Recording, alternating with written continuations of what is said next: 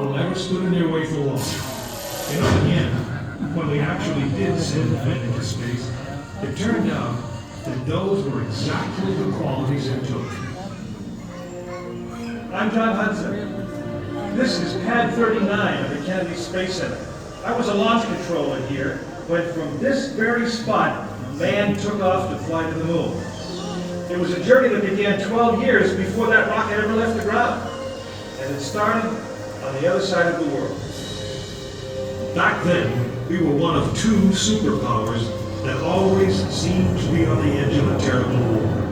In 1957, the Soviet Union launched the first ever man-made satellite into Earth orbit. They called it Sputnik, which means traveling companion. In a world where peace hung in the delicate balance, it seemed to create a dangerous advantage. Every ham radio operator in America could hear it beeping. People were afraid.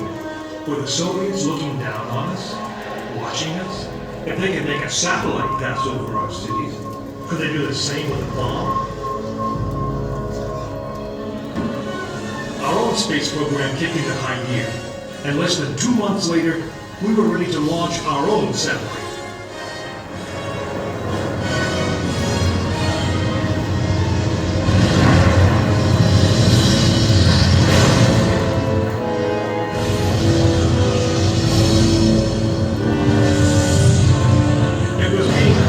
Space race, and we were running a distant second.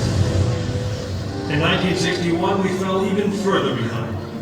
Soviet cosmonaut Yuri Gagarin became the first man into space, circling the world in just 89 minutes. We had our own astronauts, and they were eager and ready to take the big ride. But our manned space program couldn't seem to get off the ground.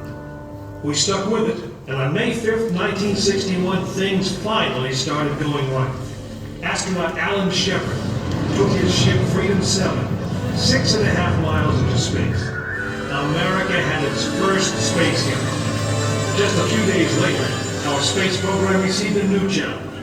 But this one did not come from the Soviet Union. It came from our young president. In one inspiring moment, he changed the mission. From one based in fear of the present to one of hope for the future. But why, some say, the moon? Why choose this as our goal? And they may well ask, why climb the highest mountain? Why 35 years ago, fly the Atlantic? Why does Rice play Texas? We choose to go to the moon. We choose to go to the moon.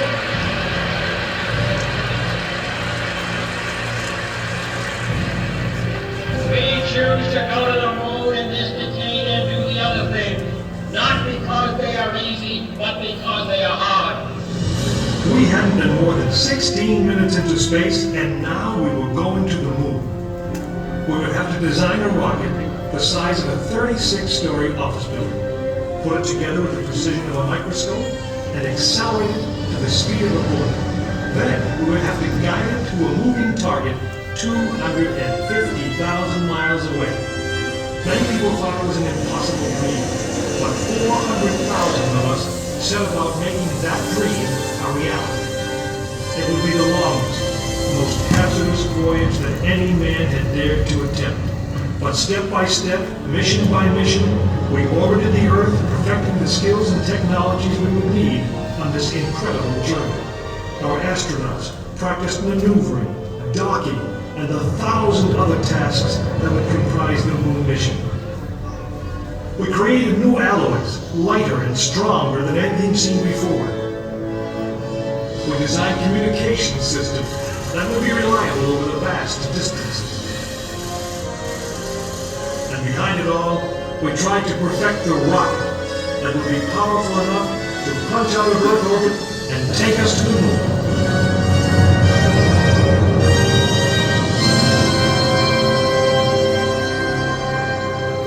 One day, however, the dream of flying to the moon almost slipped away. It was January 27th, 1967. Astronauts Virgil Gus Grissom, Edward White, and Roger Chaffee were on board Apollo 1 for a plugs-out test. a full-scale dress rehearsal for the actual launch. Suddenly it happened. There was a fire in the capsule. 3 men whose lives had been in our hands were lost. Surely the opening vistas of space promise high costs and hardships, as well as high reward. But this country of the United States was not built by those who waited and rested and wished to look behind them. After Apollo 1, some thought we'd failed, and that the moon was out of our reach. But we owed it to those men to learn from their sacrifice and to carry on. We started taking the Apollo vehicle apart, piece by piece. Was the design flawed? Had safety been compromised? Tough questions. And we spent 1.5 years redesigning the spacecraft so that no astronaut's life would ever be at risk because we overlooked something or because we could have done something better. A moon rocket is 91% high explosive, and it goes into the most unforgiving, hazardous environment there is. We could never make it risk-free, and the men who flew them knew that. We didn't send men into space again until Apollo 7 orbited the Earth testing some of the new designs. When everything worked perfectly, the decision was made. The next mission would travel to the moon. It was mankind's destiny to leave the shores of our planet behind and strike out across the vast ocean of space. In the great span of our history, now was the time that we could. Now was the time that we would. We stood on the eve of the longest, most dangerous journey that any man had ever undertaken.